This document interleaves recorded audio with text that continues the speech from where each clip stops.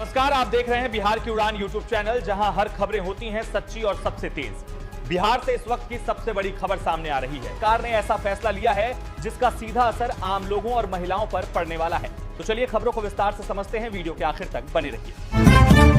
नीतीश कुमार के मुख्यमंत्री पद छोड़ने की आहट के साथ ही बिहार के अगले मुखिया को लेकर चर्चा शुरू हो गई है। भाजपा की ओर से सम्राट चौधरी, विजय सिन्हा, दिलीप जायसवाल, संजीव चौरसिया और नित्यानंद राय जैसे कद्दावर चेहरों पर दाव लगाए जाने की चर्चा है। वहीं जेडीयू का एक धड़ा मजबूती से नीतीश कुमार के बेटे निशांत कुमार को ही मुख्यमंत्री बनाने की मांग कर रहा है। अब देखना होगा कि सीएम की कुर्सी पर कौन बैठता है। अमेरिकी हमले में श्रीलंका के पास डूबे ईरानी युद्धपोत से अब तक 87 शव बरामद किए गए हैं। श्रीलंका नौसेना के कमांडर बुद्धिका संपत ने बताया कि जब नौसेना मौके पर पहुंची तो जहाज दिखाई नहीं दे रहा था। समुद्र में तेल के धब्बे और लाइफ राफ्ट नजर आए और कई लोग पानी में तैरते मिले। इससे पहले राहत अभियान में 32 घायलों को समुद्र से बचाकर अस्पताल में भर्ती कराया गया था। उनका इलाज जारी है। बिहार में बड़ा राजनीतिक फेरबदल होने वाला है। 20 साल के बाद नीतीश कुमार फिर केंद्र की राजनीति में आएंगे। वह सीएम का पद छोड़ेंगे और राज्यसभा के मेंबर बनेंगे। आज ये करीब तय हो गया कि नीतीश कुमार कल सुबह 11 बजे राज्यसभा का नॉमिनेशन फाइल करेंगे। उन्होंने इसके लिए सहमति दे दी है और अपने नॉमिनेशन पेपर्स पर साइन कर दिए हैं। वहीं नीतीश के बेटे निशांत कुमार की भी राजनीति में एंट्री हो सकती है।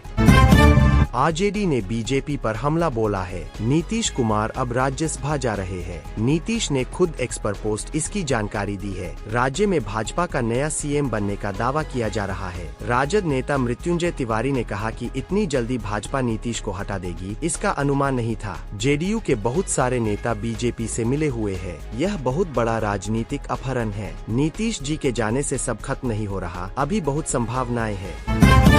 लेबनान सरकार की डिजास्टर और मैनेजमेंट यूनिट के मुताबिक लेबनान पर इजराइल के हमलों से 58,000 से ज्यादा लोग बेघर हुए हैं, जो मंगलवार बताई गई संख्या से 2 गुना है। पूरे देश में हुए हमलों में 50 से ज्यादा लोग मारे गए हैं। इजराइल का कहना है कि ये हमले ईरान के सुप्रीम लीडर की अमेरिकी इजरायली हत्या के विरोध में इजराइल में दागे गए हिजबुल्लाह के रॉकेट और ड्रोन का जवाब है।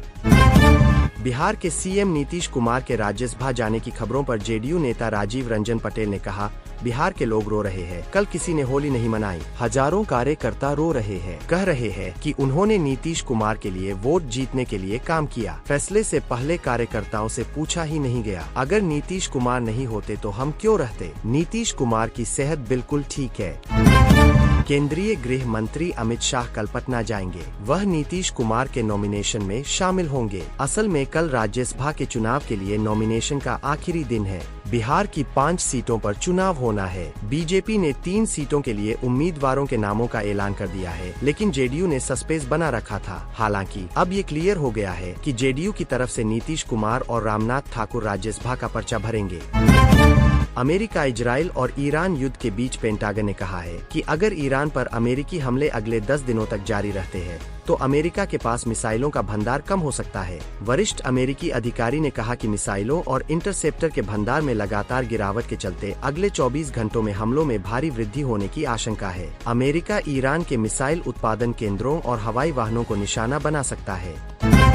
अमेरिका के रक्षा मंत्री पीट हेगसेथ ने ईरानी युद्धपोत को हिंद महासागर में अमेरिकी पनडुब्बी द्वारा डुबोए जाने पर प्रतिक्रिया दी है। हेगसेथ ने मजाक में कहा, लगता है राष्ट्रपति ट्रंप ने सुलेमानी को 2 बार मार दिया है। दरअसल इस ईरानी जहाज का नाम सुलेमानी था। यह नाम ईरान के जनरल कासिम सोलेमानी के नाम पर रखा गया था। कासिम सोलेमानी को ट्रंप के पहले कार्यकाल में 2020 में अमेरिका ने मार दिया था।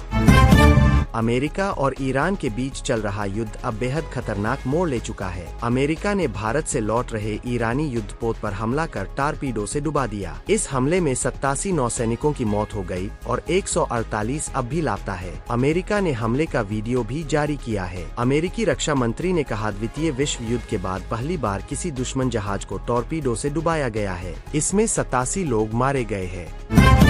अमेरिकी रक्षा मंत्री पीट हेगसेथ ने कहा है कि अमेरिकी सेना ने ट्रंप की हत्या की साजिश रचने वाले ईरानी यूनिट के लीडर को मार दिया है। जिस यूनिट ने राष्ट्रपति ट्रंप की हत्या की कोशिश की थी, उसके नेता को ढूंढकर मार गिराया गया है। ईरान ने ट्रंप को मारने की कोशिश की थी, लेकिन आखिर में ट्रंप ही भारी पड़े। हेगसेथ ने उस ईरानी अधिकारी का नाम नहीं बताया, लेकिन कहा कि यह कार्रवाई मंगलवार को हुई।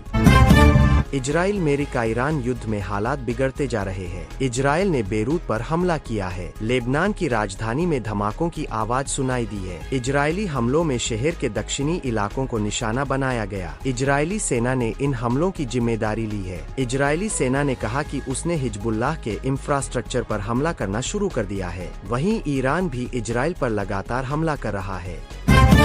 नेपाल में नई सरकार के चुनाव के लिए वोटिंग शुरू हो गई है। सितंबर 2025 में भ्रष्टाचार, बेरोजगारी और राजनीतिक व्यवस्था के खिलाफ बड़े पैमाने पर जेनजेड और युवाओं ने प्रदर्शन किया था, जिसके बाद प्रधानमंत्री ओली ने इस्तीफा दे दिया था। पूर्व पीएम और कम्युनिस्ट पार्टी के नेता केपी शर्मा ओली, पुरानी स्थापित नेपाली कांग्रेस नेता गगन थापा और काठमांडू के पूर्व मेयर बलेन शाह के बीच मुकाबला है। इजराइल ने ईरान की राजधानी तेहरान में नए हमले का दावा किया है। IDF ने तेहरान में ईरानी मिलिट्री इंफ्रास्ट्रक्चर को निशाना बनाया है। हमले के बारे में ज्यादा जानकारी नहीं दी गई है। रिपोर्ट के मुताबिक बुधवार रात तेहरान में एक जोरदार धमाका देखा गया। इजरायली एयर फोर्स ने पूर्वी तेहरान के एक कंपाउंड पर बड़े पैमाने पर हमला किया, जहां कमांड सेंटर और इंटरनल सिक्योरिटी के लोग थे।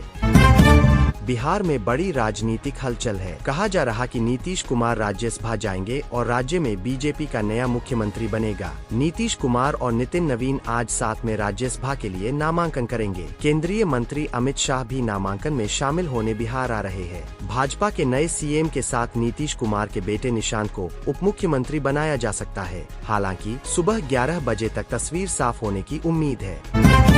रूस के राष्ट्रपति पुतिन ने मिडिल ईस्ट में जारी जंग के बीच यूरोप को बड़ी धमकी दी है। पुतिन ने संकेत दिया है कि रूस यूरोप के गैस सप्लाई पूरी तरह बंद करने पर विचार कर सकता है। अगर ऐसा हुआ तो ऊर्जा संकट झेल रहे कई यूरोपीय देशों की मुश्किलें और बढ़ सकती है। इस बयान से अंतर्राष्ट्रीय ऊर्जा बाजार में भी हलचल बढ़ गई है। बता दें, यूरोप ने रूस पर कई प्रतिबंध लगाए हैं और यूक्रेन को समर्थन दिया है।